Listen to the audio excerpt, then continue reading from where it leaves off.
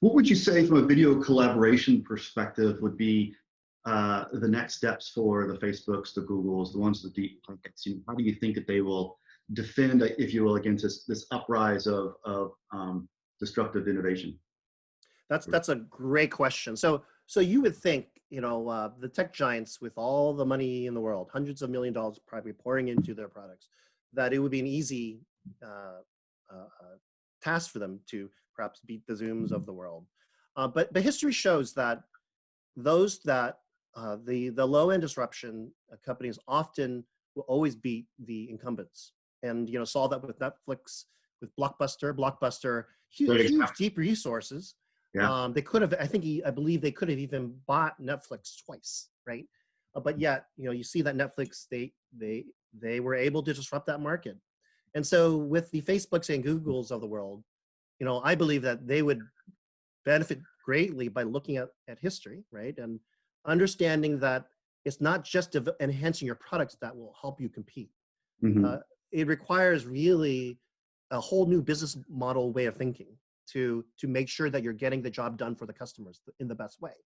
And so, going back to Clay's concept of disruptive innovation, you really need to make sure that the business model, the priorities of the organization, and the profit model for the organization is aligned to the customer's need.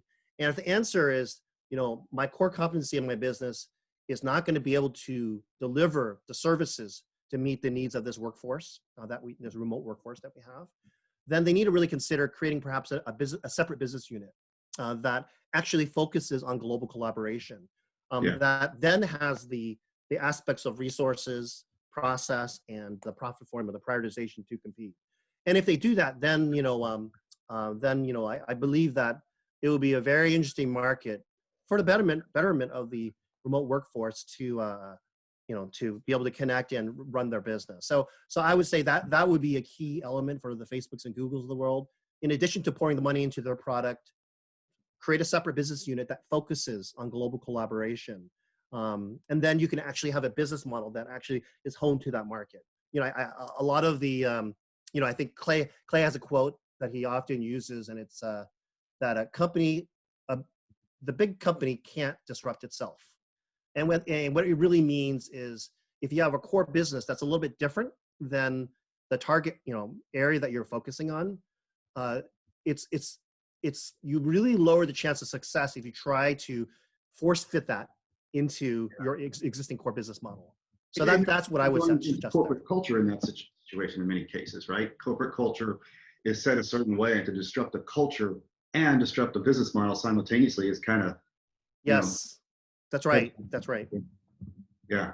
Are there any lessons learned that Zoom has done that can be applied to some of the startup communities? I mean, here in Silicon Valley, we have startups in every single block, between San Jose and San Francisco. So, are there any lessons that come to your mind from your experience that Zoom seems to have done that could be applied to early stage companies? This is why I believe that the Zoom story of disruptive innovation is a great blueprint for startups. And so if you think about a company that's trying to develop a product, you're trying to meet a consumer's need. And Clay has this concept of job to be done. And for those not familiar with that, you got to think about what the consumer, what job are they trying to solve? What need are they trying to meet? Help me do something, right? If startups can focus on that rather than looking at what their competitors are doing, then that actually has a lot more permanence. And what I mean by that is jobs to be done don't change very often, like traveling from point A to point B, right? People have needed that for years.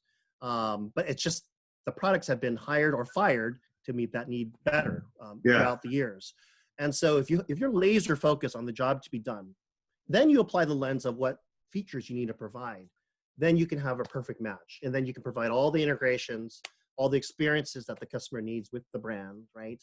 And so that by itself, I think would be a huge value for startups so that they're grounded in delivering the products that are serving the customer.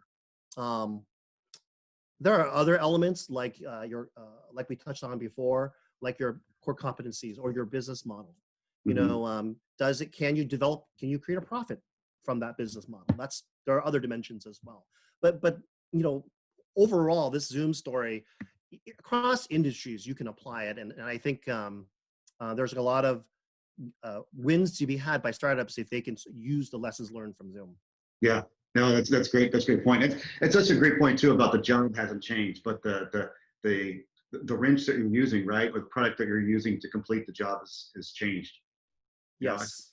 taxi cabs are still taxi cabs going from point A to point B, but Uber, you know, for example, disrupted that entire business model, right? And they're considered the largest taxi company in the world, and they don't even own any taxis, right? Yes.